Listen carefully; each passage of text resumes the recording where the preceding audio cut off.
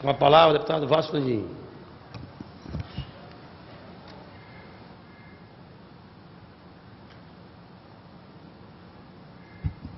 Senhor presidente, senhoras e senhores deputados, senhores da imprensa, telespectadores da TV Assembleia, TV Verde Vale, do Cariri, lá no meu Juazeiro, minhas senhoras e meus senhores. Senhor presidente, nós estivemos nesses últimos dias assistindo às manifestações nas ruas do Brasil e, ultimamente, ouvimos da senhora presidente Dilma, no seu pronunciamento, que estava ouvindo a voz das ruas. Tudo bem que estivesse ouvindo o que ouviu. Mas, sinceramente, senhor presidente, senhores deputados, senhores telespectadores, nos pareceu que a presidente ouviu, mas não entendeu, não compreendeu. Porque as vozes das ruas, senhor presidente, quando se trata da questão da saúde, ficou extremamente esclarecido, claro, bem nítido, de que o que pede é o funcionamento efetivo do sistema de saúde pública do Brasil e o fortalecimento do SUS. Esse é o recado nítido dado pelas vozes das ruas brasileiras. As vozes que a presidente ouviu certamente não foram as vozes que ecoam com muita força de que o nosso sistema de saúde pública brasileira está combalido, falido, sucateado, senhor presidente e senhores deputados. E ainda cobram da presidente que gostariam que ela fosse tão generosa e tão célere como foi com as empreiteiras que construíram os belíssimos estádios de futebol no Brasil afora. É isso que eu acho que todos os brasileiros estão escutando, estão ouvindo com muita nitidez e com muita clareza no que está falando as ruas do Brasil. É isso. Deputado, quando possível, permita a parte. Com certeza, deputada, com certeza. Por que tanta generosidade, senhor presidente, em investir bilhões de reais em estádio de futebol e deputado, por que não usa dessa mesma prática? Parte, Silvano. Com certeza, deputada Silvana. Com esta mesma prática e generosidade para colocar bilhões de reais na estrutura de saúde pública brasileira e no Sistema Único de Saúde do Brasil. A voz das ruas, senhora presidente, não pediu em nenhum instante que fosse importado médico de outros países para cuidar da saúde dos brasileiros. Quando possível, a voz das ruas... Deputada Eliane. Com certeza, deputada, logo após. A voz das ruas pede investimentos concretos nos hospitais públicos, visto que estão caindo aos pedaços, visto que as pessoas estão morrendo nas macas, nos corredores dos hospitais. Eles pedem UTIs, centros cirúrgicos, mamografias, tomógrafos, ultrassons, remédios, luvas, esparadrapos, insulinas, antibióticos. É isso que estão nas ruas pedindo à população brasileira. As vozes das ruas brasileiras, senhor presidente e senhores deputados, clamam pelas vidas ceifadas nos corredores dos hospitais e pelos postos de saúde inadequados Brasil afora, aonde não dispõe da mínima condição de um médico fazer um simples diagnóstico, porque, na grande maioria das vezes, lhe falta um hemograma, lhe falta um simples raio-x. E isso é o que traduz as vozes das ruas do Brasil. As vozes das ruas do Brasil não está falando na ineficiência da saúde por falta de médicos. E as vozes das ruas perguntam e fazem algumas perguntas. Por que não foi aprovada a PEC 29, que certamente daria um suporte econômico, financeiro à saúde, que poderia minimizar grande dessas dificuldades que o Brasil inteiro assiste e que assiste impotente, sem ter para quem recorrer? Foi isso que levou Deputado Vasques. o povo às ruas a gritarem, meu caro deputado Ferreira Aragão. Não foram às ruas para dizer que a saúde está sucateada pela falta de médicos.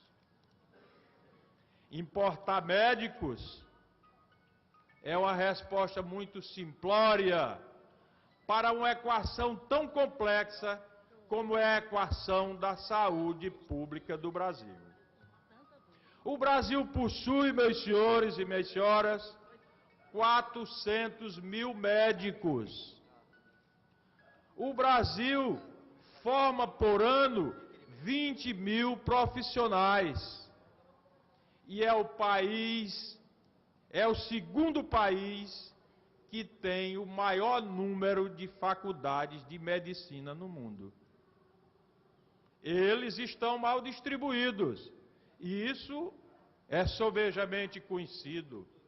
Mal distribuídos porque não vão se submeter ao ridículo de ir lá para uma periferia ou para o interior distante para não ter a condição de exercer a sua profissão com dignidade. Porque se para lá forem, vão atuar num posto de saúde insalubre, precário, sem condições sequer de poder pedir um hemograma, um simples hemograma, para poder estabelecer um diagnóstico. E quando isso consegue, falta-lhe o remédio. Quando isso consegue, faltam outros instrumentos e equipamentos capazes de fazer com que ele faça um diagnóstico correto. É triste, mas as vozes das ruas não traduziram o desejo da importação de médicos de outros países. Importar médico não é como se importa uma máquina. Um médico é um ser humano que tem sentimentos e que tem uma cultura arraigada ao longo da sua história. E que dificilmente, muito dificilmente, se adapta aos costumes, se aclimata às doenças que são só nossas, doenças tropicais, doenças regionais, doenças brasileiras. Vasques, Ferreira Aragão.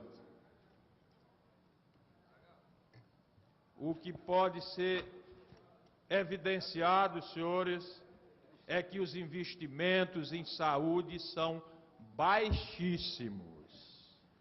Baixíssimos. O SUS, que é a grande rede de atendimento dos brasileiros, está falido.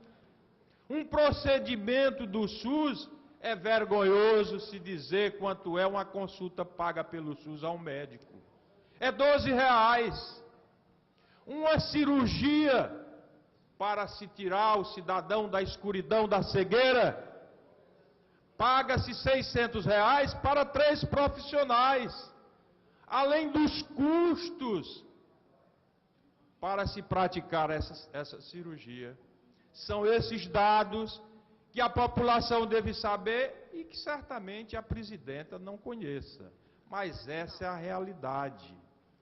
Como se ter saúde de qualidade num sistema falido, aonde o médico não tem condições de trabalho, aonde não se tem uma carreira dentro do próprio SUS, uma carreira profissional que dê estabilidade digna ao profissional?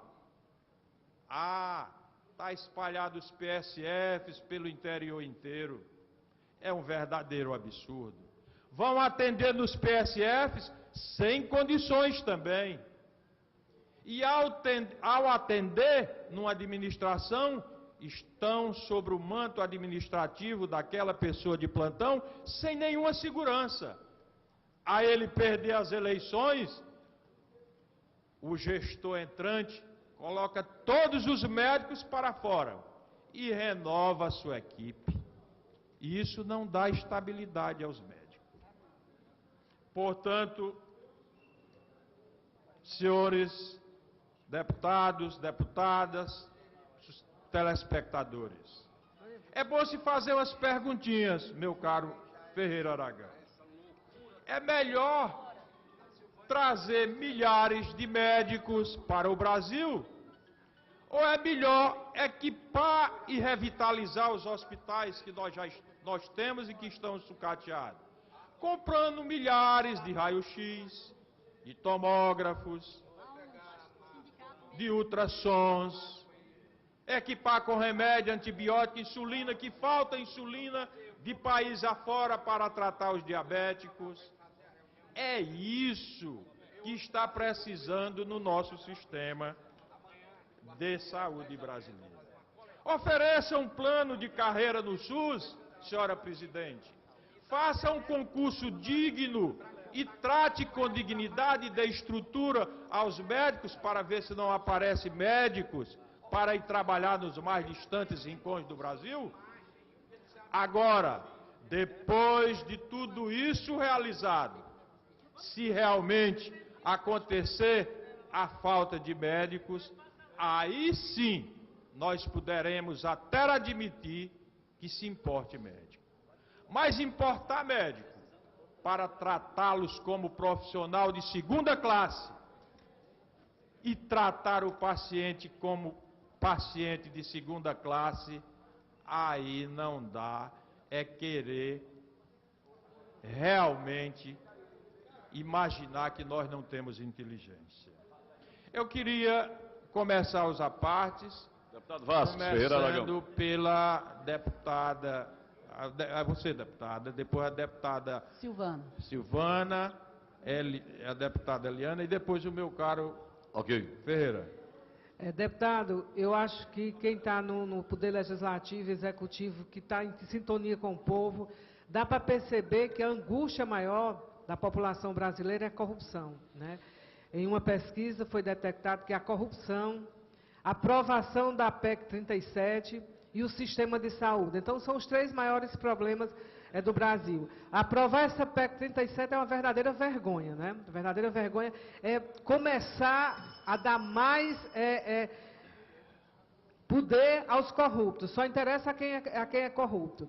E a questão da saúde, a questão da revalidação desses médicos entrar no Brasil sem essa revalidação dos diplomas. Um verdadeiro absurdo. Eu acho que a gente poderia, deputado, sugerir à presidente Dilma que ela deixasse o tratamento que ela faz lá num dos melhores hospitais de São Paulo e passasse a ser tratada pelos médicos cubanos. Seria uma ótima ideia para ela saber, até porque nós sabemos que esses médicos cubanos não estudam oncologia, não entendem nada de raio-x, de imagem, e tem 50% a menos da carga horária dos estudantes dos médicos brasileiros. Então, são médicos, nós vamos formar dois tipos de saúde, uma saúde para quem pode pagar um plano de saúde, para quem pode pagar uma saúde particular, vai para o médico brasileiro que é capacitado. Aí as pessoas que não podem pagar, que dos PSF, eles vão ficar à mercê desses médicos que nem português sabem. Então, eu acho isso um absurdo, a gente não é contra vir médicos para o Brasil, eu acho que tem que vir, o Brasil é um país democrático, mas passar pelo revalida. Passar pela prova, que é uma prova fácil, que foi aplicada a aluno do 9º ano da Universidade do Ceará, e quase 90%, no 9º semestre, e quase 90% passou nessa prova. E quando os médicos que vêm de fora fazem, eles não chegam a 10%. E o que é mais interessante desses médicos é que eles não podem, os que vêm da Bolívia e da Argentina, eles se formam lá, mas eles não podem exercer a profissão lá. Então, a gente também junta a Vossa Excelência para cobrar de esses médicos não vir ser um revalida. Agradeço a parte, doutora Silvânia. Deputado Vasques, eu gostaria de parabenizar a Vossa Excelência, e eu fiquei assim muito constrangida escutando o pronunciamento da nossa presidenta Dilma, fiquei decepcionada mesmo, porque, deputado, eu vejo nisso, inclusive, a história de dizer vamos fazer um plebiscito para fazer uma constituinte, desviando o foco completamente, vamos fazer um plebiscito para saber o que a população quer, não botar para essas mesmas pessoas que a população visivelmente não está satisfeita com a atuação, não está representando a população, deixou bem claro que é um movimento apartidário, então está havendo um desvio de foco. A presidente Dilma parece não ter escutado, nenhum assessor seu viu a nossa manifestação aqui contra esses médicos cubanos. Foi provado por A e mais B que não tem nenhum sentido. Os estudantes de medicina estão se mobilizando, os médicos, e essa Casa Legislativa já tinha se engajado e estará engajada amanhã num grande movimento contrário ao posicionamento da presidente Dilma, que eu acho que, de verdade, todo o pronunciamento dela não me contemplou, e eu tenho certeza que não contemplou a população. Eu não fiquei satisfeito com aquele pronunciamento. Deputada Helena. Deputado, Muito obrigado, deputada. Deputado Vasco Landim, parabenizá-lo por trazer esse tema, o tema da ordem do dia do Brasil, e o Ceará não pode estar de fora, e parabenizá-lo porque, a nível de Ceará, deputado Vasco, muitas coisas que a gente trouxe a essa tribuna, e tenho certeza que Vossa Excelência acataria essas falas, né? É por isso que as manifestações estão nas ruas. E aí, deputado Ferreira Aragão, cadê as respostas dos kits sanitários? Dinheiro público que foi para o ar. Cadê a resposta dos consignados? Que os servidores públicos estão ao aguardo dessas respostas, e é por isso que a população está indignada, está nas ruas, porque pede essas respostas. A corrupção, né, no nosso estado do Ceará, toda hora gestores livres, impunes, e é por isso que o povo está nas ruas. Então, eu queria parabenizá-lo, trazer esse assunto da saúde pública, assunto da educação, que é por isso e muito mais. Nós somos um dos que pagamos mais impostos, um dos países que temos uma carga tributária elevada, e nós não estamos vendo esse retorno na nossa cidade, nem no nosso estado. Muito obrigado, deputado. Eu agradeço a Vossa Excelência. Meu caro Ferreira. Deputado Vasques, o brasileiro tem 3 problemas, né? Corrupção, preguiça e incompetência. O problema do brasileiro são 3 tipos de doenças. Estamos falando de medicina aqui, são 3 tipos de doenças. É preguiça, incompetência e ladroagem. O que é que nós temos que fazer? Um médico brasileiro, se for para a Inglaterra, será que ele entraria com tanta facilidade?